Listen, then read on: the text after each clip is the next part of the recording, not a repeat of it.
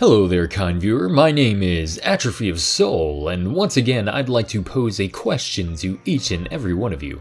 I know, you just came here to listen to my sensual voice drone on and on about nothing in particular, not for questions, but how about we make our time together productive for the sake of discussion and attempt to find a solution to a question that perplexes even me.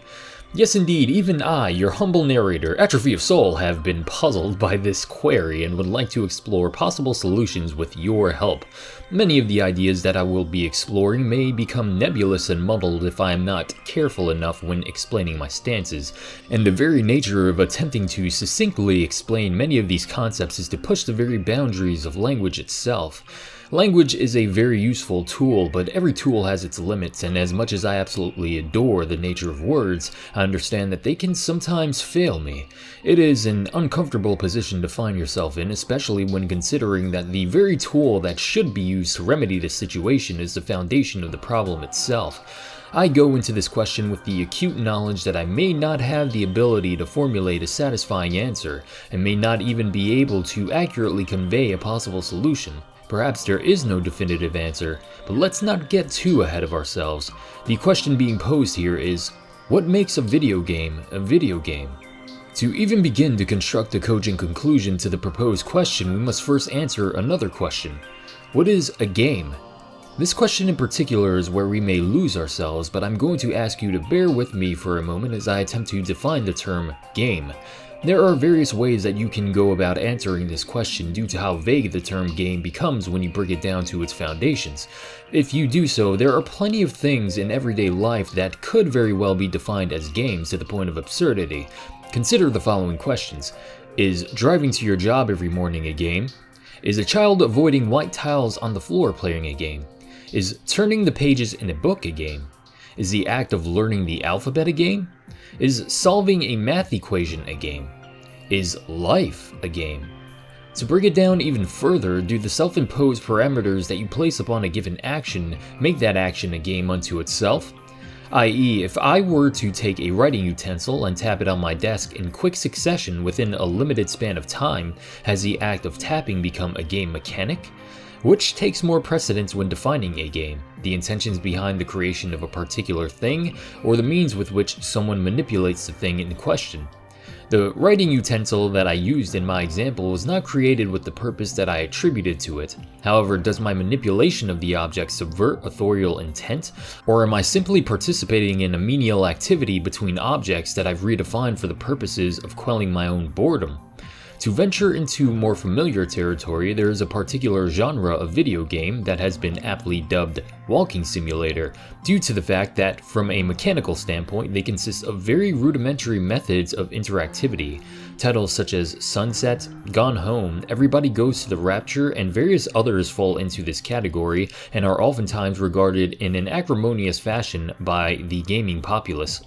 But why exactly is this? Are these walking simulators truly games? Ostensibly, this would appear to be the case. They exhibit many of the properties that most individuals would classify under the description of video game. However, why are they by and large regarded with such contempt by many self-described hardcore gamers? Are these forms of interactive media so tenuously tied to the idea of what makes a game that they are rejected outright due to their intrinsic lack of mechanical complexity? There are plenty of valid arguments that could be made for all of these things as we delve further and further into the actual term game. This is where both the beauty and failings of language become all too apparent. When you delve deep enough into such an overarching definition, you'll come to understand that it becomes particularly difficult to clearly define exactly what something is, because there are various ways that words can be extended, warped, and manipulated when you break them down to their most basic elements. In order to reliably begin construction on a definition for the term game, we must take human consensus into account, as it is the only reliable way for language to subsist. There will always be arguments about the minutiae of language and how far deeply the delineations between words are incised. However, ostensibly, words have meanings that are accepted by the vast majority of the populace, so from here on out, I will be using the traditional, colloquial, everyday interpersonal definition of the word game as I understand it, which is defined as a structured activity involving skill, chance, or endurance on the part of players according to a set of rules, usually for their own amusement or entertainment. With this definition set in place, let's take a moment to explore the set of principles that games are composed of, as I feel that elucidating these structures will help with informing our definition of what modern video games truly are. To begin, traditional games force participants to be bound to a specific set of rules. Obviously, these rules add structure to the activity and allow the activity to remain fair to all players formatively. Amongst these rules will be a form of conflict for participants to engage in. This conflict and the competition that may arise from it may be amongst opposing players, the game's rules, or between the player and themselves. This forces players to interact with the elements of the game in order to achieve a desirable outcome. What this also means is that not all outcomes are desirable, and the struggle to reach a desirable conclusion is the primary impetus for players taking part in the experience. Many would dub these conclusions as win or lose states, however, for the sake of this video, I will be referring to them as goals. Let's use tic-tac-toe as an example to further delineate the structure of a game. Tic-tac-toe is a two-player game that has players marking spaces on a 3x3 grid. Each player can only place one mark into a grid during a turn, and the first player to succeed at placing 3 marks in a horizontal, vertical, or diagonal row wins the game. During play, participants must not only attempt to create a row of their own specified marks, but must also work at impeding the other player's attempts at doing so. The game is very simplistic in nature, however, it perfectly illustrates the structure of a game that I've laid out. Firstly, the rules that participants are bound to. Once again, each player is given a unique mark and takes turns placing their marks into a 3x3 grid until the grid has been covered. The participants engage in a conflict between one another by interacting with the elements of the game in order to achieve a desirable outcome. However, not all outcomes are desirable, as the game has very clear goals and can even be played to a stalemate, leaving both players without a desired outcome. Therein lies the structure of a game.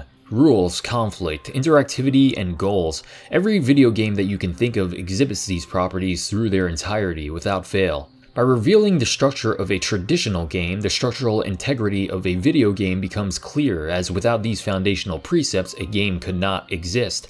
This is where I make the bold yet likely fatuous claim that anything that does not consist of these structural properties is not a game, and since video games are digitized games, then anything that does not hold to these properties is not a video game.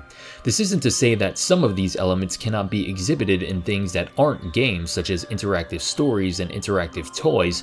However, it is to say that there is a distinction to be made between video games and these other forms of interactive media.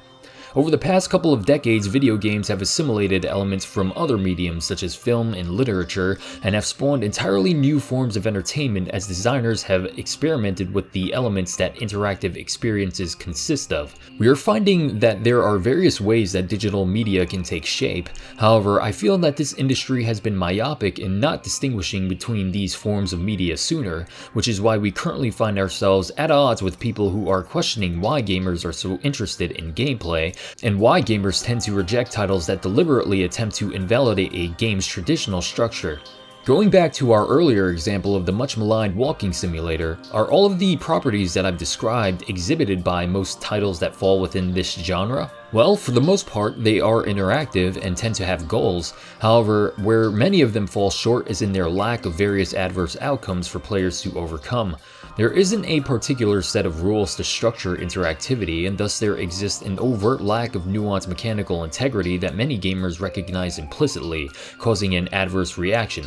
What exactly do I mean by nuanced mechanical integrity? It's the way in which designers have structured their titles from an interactive standpoint. For example, how much control is the player given? What is the player allowed to do? What isn't the player allowed to do? What are the rules of the conflict? How are players meant to overcome the conflict? What are the goals?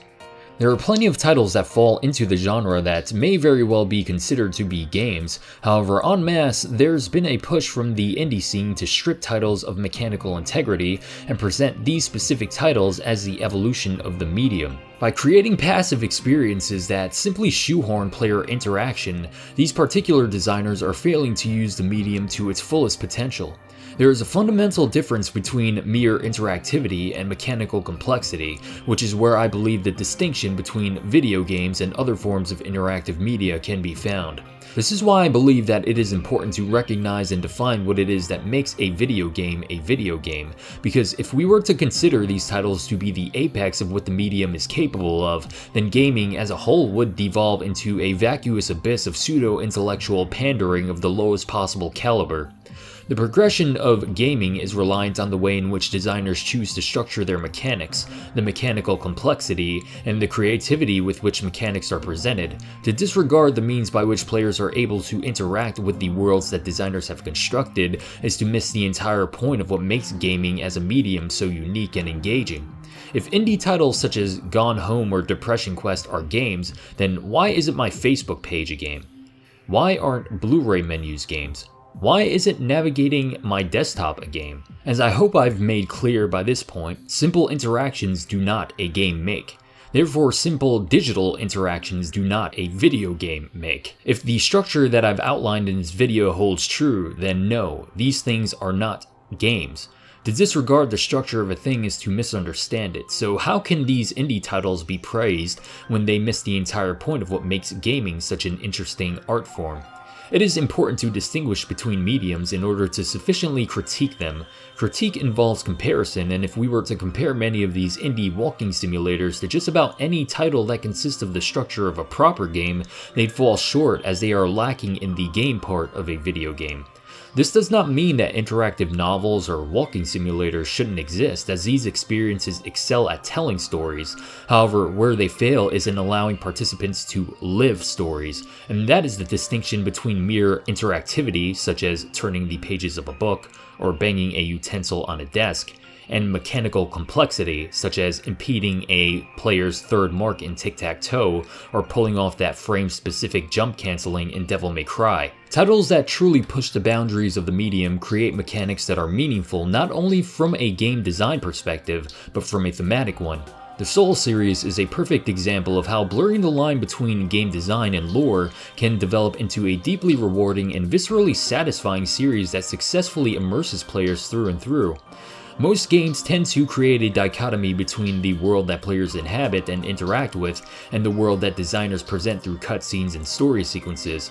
By further homogenizing these elements, the Soul series embraces player choice and interaction by cleverly making player choice an element of the lore itself. The feelings that these elements elicit within players is a masterfully crafted manipulation that truly does demonstrate a level of artistry and sagacity by the designers that should be lauded by the entire industry. Many of the most vitriolic and myopic gaming critics of the day fail to understand that the game part of a video game is the most valuable component of this medium. They fail to realize how game mechanics can be used as metaphors and how the moment-to-moment gameplay can be used to communicate abstract concepts, evoking thoughts and questions within the participants of the experience. What they fail to realize is that unlike other forms of art, gaming isn't a passive experience, it is interactive. It makes the gamers a part of the messages being communicated, and in many instances it may even allow players to create their own messages through mechanical depth and complexity. The future of the medium cannot be found within the spawn of those who look to tear down the structural integrity of what makes a game a game. The evolution of the medium is found within the hearts and minds of designers who push the boundaries of what a game can be without losing sight of what a game should be. And what exactly should a game be, you ask? Well, a game, of course. With that said, dear listeners, thank you very kindly for delving into the periphery with me, and if you have any thoughts, be sure to share them in the comment section below. I'm definitely interested in hearing your thoughts on the matter. I am not entirely sure if I made complete sense with this video, but I do hope that it sparked some sort of interesting discussion. Once again, I am but your humble narrator, Atrophy of Soul. Thank you very kindly for listening, and be sure to have yourselves a fine day.